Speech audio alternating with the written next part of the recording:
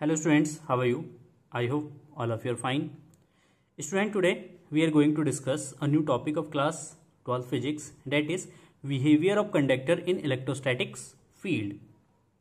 मतलब किसी भी कंडक्टर को अगर एक इलेक्ट्रोस्टैटिक फील्ड्स में रखते हैं तो वो किस तरीके से बिहेव करता है। तो just first, net electrostatic field is zero in the interior of the conductor. जब किसी कंडक्टर को एक एक्सटर्नल इलेक्ट्रिक फील्ड में प्लेस करेंगे तो उसके अंदर इलेक्ट्रिक फील्ड जो है वो जीरो हो जाएगा। How? Let's see, let us suppose there are two plates. First plate is positive and second plate is negative. Clear? इसके बीच में एक किसी एक कंडक्टर ऑब्जेक्ट को प्लेस करते हैं। रेक्टेंगुलर शेप में कोई भी एक ऑब्जेक्ट है, कंडक्टर है, इस कंडक्टर को इसके अंदर प्लेस करेंगे। क्लियर? अब ये प्लेट हमारा पॉजिटिव है, ये प्लेट नेगेटिव है, so there will be a electric field from positive plate to negative plate. इन दोनों प्लेट के बीच में एक एक्सटर्नल इलेक्ट्रिक फील्ड होगा, ई एक्सटर्नल, नेम दे देते हैं इसको ई एक्सटर्नल। क्लियर? ये हमारा ई एक्सटर्नल इलेक्ट्रिक फील्ड हो गया जो प्रोड्यूस कर रहा है ये charged plate, positive plate and negative plate. अब हमें पता है जो कंडक्टर्स है, कंडक्टर्स के अंदर क्या होते हैं? फ्री इलेक्ट्रॉन्स होते हैं। तो इसके अंदर भी फ्री इलेक्ट्रॉन्स होंगे, इसके अंदर भी बहुत सारे फ्री इलेक्ट्रॉन्स होंगे। और ये जो फ्री इलेक्ट्रॉन्स ये फ्री है मूव करने के लिए। जब ये मूव करने के लिए फ्री है तो एक्सटर्नल इलेक्ट्रिक फील्ड है, एक्सटर्नल इलेक्ट्रिक फील्ड इस फ्री इलेक्ट्रॉन्स पे क्या करेगा? एक फोर्स अप्लाई करेगा इलेक्ट्रिक फील्ड के अपोजिट डायरेक्शन में। और जैसे ये फ्री चार्जेस पे या फ्री इलेक्ट्रॉन्स पे एक फोर्स अप्लाई करेगा इलेक्ट्रिक फील्ड के अपोजिट डायरेक्शन में, then the all electrons will be move from this end to this end. तो इट मीन्स इस एंड पे फ्री इलेक्ट्रॉन्स की जो डेंसिटी है वो ज्यादा हो जाएगा, जिसके कारण ये वाला जो सरफेस है ये नेगेटिव हो जाएगा, क्योंकि इस वाले सरफेस पे फ्री चार्ज डेंसिटी ज्यादा है। Free charge density means free electrons की डेंसिटी इस एंड पे ज्यादा हो जाएगा और इस एंड पे फ्री चार्ज की जो डेंसिटी है वो डिक्रीज हो जाएगा। इट मीन्स यहाँ पे पॉजिटिव चार्ज इंड्यूस होगा। तो इस एंड पे एक नेगेटिव चार्ज इंड्यूस होता है, इस एंड पे एक पॉजिटिव चार्ज इंड्यूस होगा, जिसके कारण इस कंडक्टर के अंदर एक इलेक्ट्रिक फील्ड इंड्यूस होगा और इलेक्ट्रिक फील्ड का डायरेक्शन होगा पॉजिटिव से नेगेटिव के डायरेक्शन में, ये इलेक्ट्रिक फील्ड इंड्यूस हो जाएगा। क्लियर है? अब यहाँ पे एक्सटर्नल इलेक्ट्रिक फील्ड के अपोजिट डायरेक्शन में इंड्यूस इलेक्ट्रिक फील्ड जनरेट हुआ है। अब ये इंड्यूस इलेक्ट्रिक फील्ड की टेंडेंसी होती है कि ये इलेक्ट्रिक जो एक्सटर्नल इलेक्ट्रिक फील्ड है इस एक्सटर्नल इलेक्ट्रिक फील्ड को रिड्यूस करने की कोशिश करता है और इसके अंदर जो नेट इलेक्ट्रिक फील्ड हो जाएगा ई नेट इज इक्वल टू जाएगा ई एक्सटर्नल माइनस ई इंड्यूस। अब यहां पे फ्री इलेक्ट्रॉन्स तब तक मूव करेगा, इस कंडक्टर के अंदर फ्री इलेक्ट्रॉन्स तब तक मूव करते हैं जब तक ई एक्सटर्नल इक्वल ना हो जाए ई इंड्यूस के। ठीक है ना? जैसे ई एक्सटर्नल ई इंड्यूस के इक्वल हो जाता है तो उस कंडीशन में फ्री चार्ज मूव करना बंद कर देता है, क्योंकि उस पर नेट फोर्स जो है वो जीरो हो जाता है। तो E external equal to E internal, it means E net is equal to zero. तो इस तरीके से अगर किसी भी कंडक्टर को अगर हम एक्सटर्नल इलेक्ट्रिक फील्ड में प्लेस करते हैं तो उसके अंदर नेट इलेक्ट्रिक फील्ड जो है वो जीरो हो जाएगा। Is it clear? तो एक सिंपल सा कॉन्सेप्ट है कि जब भी किसी भी कंडक्टर को, चाहे वो किसी भी शेप का हो, उसको जब भी हम एक एक्सटर्नल इलेक्ट्रिक फील्ड में प्लेस करेंगे तो उसके अंदर नेट इलेक्ट्रिक फील्ड जीरो होगा। Next point is just outside the surface of the charge conductor electric field is normal to the surface. मतलब कोई भी हमारे एक चार्ज कंडक्टर है, इस चार्ज कंडक्टर को जब हम चार्ज अप करते हैं, मतलब इसको जब चार्ज करते हैं तो इससे जो इलेक्ट्रिक फील्ड्स निकलते हैं, इलेक्ट्रिक फील्ड्स इस सरफेस के नॉर्मल्स होते हैं। ये हमने एक्सप्लेन किया था आपको इक्विपोटेंशियल सरफेस में। ठीक है ना? तो इक्विपोटेंशियल सरफेस में हमने इसको एक्सप्लेन किया था कि जो आपका इलेक्ट्रिक फील्ड होता है वो इक्विपोटेंशियल सरफेस पे नॉर्मल होता है, और जो कंडक्टर का जो सरफेस होता है ये इक्विपोटेंशियल सरफेस होता है, इसलिए इस पॉइंट पे इलेक्ट्रिक फील्ड जो है वो नॉर्मल होता है सरफेस के। Third point, And third behavior of the conductor in external electric field is the net charge in the interior of the conductor is zero and any excessive charge reside at its surface. It means कि जब भी किसी conductor को हम क्या करेंगे, charge up करेंगे, तो all the charge will be lie on the surface of the conductor, और कंडक्टर के अंदर जो होगा वो टोटल जो चार्ज होगा वो जीरो होगा. तो अगर मान लेते हैं अगर हम 10 कूलम चार्ज देते हैं तो 10 कूलम चार्ज जो है टोटल इसके सरफेस पे लाई करेगा. जस्ट इसको प्रूव करते हैं. Let us see net electric field inside the conductor is zero. Now according to Gauss's theorem और Gauss's law we know that phi is equal to integration E dot ds is equal to q upon epsilon naught. But E is equal to 0, then phi is equal to 0. If phi is equal to 0, then q upon q naught नहीं लेते, q लेते हैं.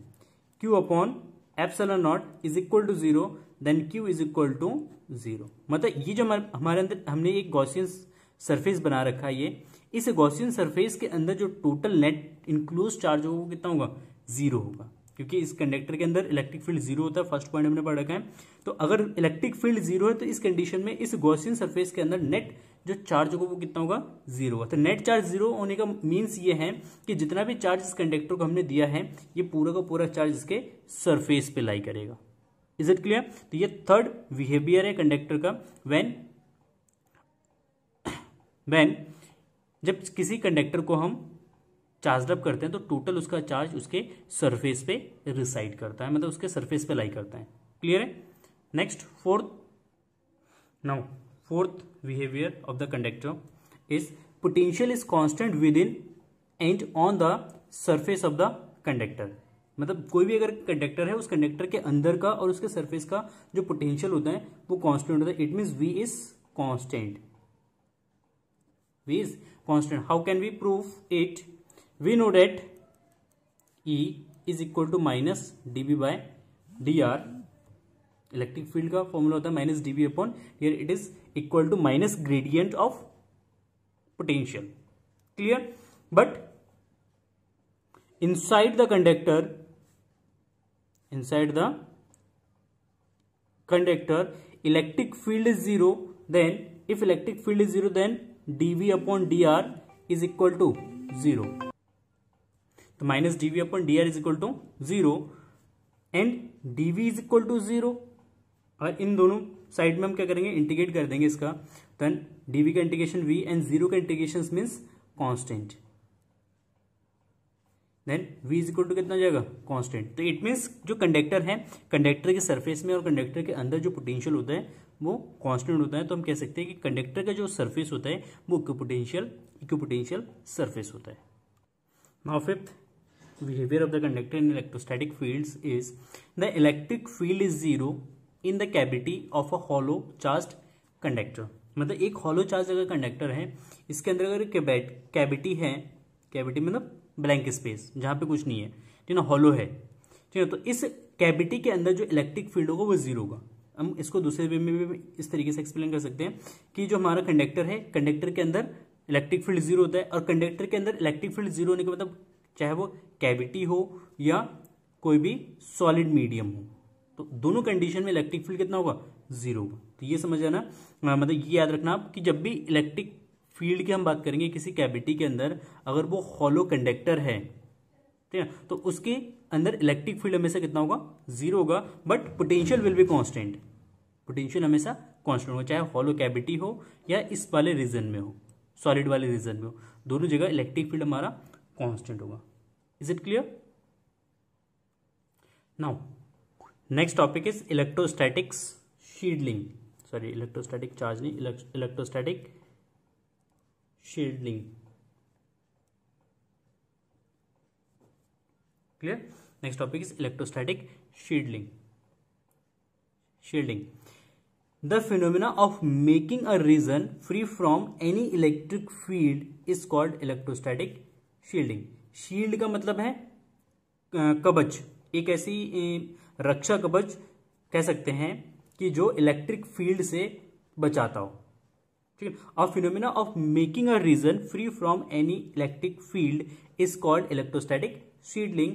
It is based on the fact that electric field vanish inside the cavity of a hollow conductor. जैसे अगर कोई भी एक hollow conductor है, चार्ज कंडक्टर है, चार्ज का हॉलो कंडक्टर है, इस हॉलो कंडक्टर के अंदर हमें पता है इलेक्ट्रिक फील्ड जीरो होता है. किस कंडीशन में? अगर इसको हम चार्ज अप करते हैं तो भी इलेक्ट्रिक फील्ड जीरो होगा. अगर इसमें हम एक एक्सटर्नल इलेक्ट्रिक फील्ड अप्लाई करेंगे, इसमें अगर एक एक्सटर्नल इलेक्ट्रिक फील्ड अप्लाई करते हैं तो इस एक्सटर्नल इलेक्ट्रिक फील्ड का कोई इन्फ्लुएंसेस होता ही नहीं इसके अंदर. इसके अंदर फिर भी इलेक्ट्रिक फील्ड का होगा, जीरो होगा, क्योंकि हमने फर्स्ट बिहेवियर पढ़ा है कंडक्टर का इलेक्ट्रोस्टैटिक फील्ड कि जब भी किसी कंडक्टर को एक एक्सटर्नल इलेक्ट्रिक फील्ड के अंदर प्लेस किया जाता है तो उसके अंदर इलेक्ट्रिक फील्ड जीरो होता है, चाहे वो हॉलो कंडक्टर हो या सॉलिड कंडक्टर हो. दोनों की कंडीशन में इलेक्ट्रिक फील्ड क्या होगा? जीरो होगा. तो इस रीजन में इलेक्ट्रिक फील्ड जीरो है, तो इट मीन्स ये जो रीजन है ये शील्डेड है. ये क्या है? शील्डेड है. तो इस फिनोमेना को हम क्या कहते हैं? इलेक्ट्रोस्टैटिक शील्डिंग कहते हैं.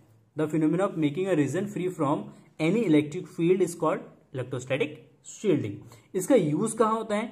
जैसे कभी कभी आप क्या करते हैं, सफर कर रहे होते हैं बसेस वगैरह में ना, या कार से ट्रेवल कर रहे होते हैं, तो होते क्या है कि कभी भी अगर जैसे रेनी सीजन होता है तो उसमें बहुत ज़्यादा लाइटनिंग होती है, थंडरस्टॉर्म्स होते हैं. तो लाइटनिंग से बचने के लिए, जब भी लाइटनिंग होती है बहुत ज़्यादा, तो उससे बचने के लिए हमें ये कहा जाता है कि आप जब भी कार में अगर ट्रैवल कर रहे हैं तो कार के जो विंडोज़ वगैरह हैं वो सब बंद कर दीजिए.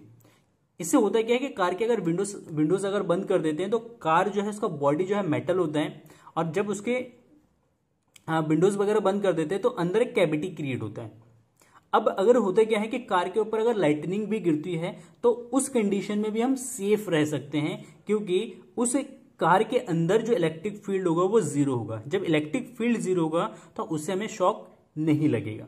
तो इट मीन्स अगर कार पूरा पैक्ड है या कोई बसेस या कोई भी व्हीकल्स वो पूरा पैक्ड होता है तो उसके अंदर वो एक कैविटी क्रिएट करता है, जिसके कारण वो वहां पे एक फिनोमेना होता है इलेक्ट्रोस्टैटिक शील्डिंग, अगर उसके ऊपर लाइटनिंग गिरती है तो. Then the application of electrostatic shieldings. तो first, in the thunderstorm by lightning it is safe to sit inside a car rather than near a tree or on a open ground. Clear है कि जब भी lightning होती है तो हमेशा एक बंद केज के अंदर रहा करिए, कभी भी ओपन में या किसी ट्री के नीचे खड़े ना होना. ठीक है, क्योंकि अगर किसी बंद केज के अंदर रहेंगे तो वो क्रिएट करेगा एक इलेक्ट्रोस्टैटिक शील्डिंग. इसके अलावा जैसे हम कोई भी इलेक्ट्रॉनिक डिवाइसेस बनाते हैं तो इलेक्ट्रॉनिक डिवाइस में बहुत सारे ऐसे डिवाइस होते हैं जो बहुत ही सेंसिटिव होते हैं. मतलब अगर उसके ऊपर अगर हम एक एक्सटर्नल इलेक्ट्रिक फील्ड अप्लाई करेंगे तो उस इलेक्ट्रिक फील्ड के कारण हो सकता है वो डिस्ट्रॉयड हो जाए, वो खत्म हो जाए, डैमेज हो जाए. तो उसको डैमेज से बचाने के लिए हमेशा उसको एक कैविटी के अंदर रखा जाता है, उसको एक ऐसी चीज के अंदर रखा जाता है जो अंदर से हॉलो हो और बाहर से पूरा पैक्ड हो. तो जैसे वो पैक्ड होगा तो उसके अंदर कैविटी क्रिएट होगी और उस कंपोनेंट के ऊपर अगर हम इलेक्ट्रिक फील्ड अप्लाई करेंगे तो वो कंपोनेंट हमारा सेफ रहेगा. तो सेकंड है sensitive components of electronic devices are protected और shielded by external field distribution by placing metal shield around them. And third, in a coaxial cable the outer conductor connected to ground provided an electrical shield to the signal carried by the central conductor. जैसे coaxial cables देखे, जैसे अपने optical fibres जो होते हैं, तो इस तरीके के जो इक्विपमेंट्स होते हैं तो इसको शील्डिंग करने के लिए इसको हम क्या करते हैं, ग्राउंड से कनेक्टेड कर देते हैं, अर्थिंग से कनेक्टेड कर देते हैं. इससे क्या होता है कि वो कंपोनेंट जो है हमारा सेफ रहता है.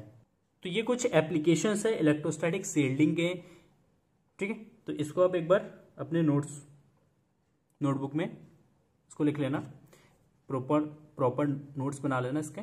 ठीक है, और नेक्स्ट कल डिस्कस करेंगे हम नेक्स्ट लेक्चर्स में. We will discuss the electrical capacitance of conductor and capacitance of isolated spherical capacitor. Clear? Thank you for watching this video and have a nice day. Bye bye.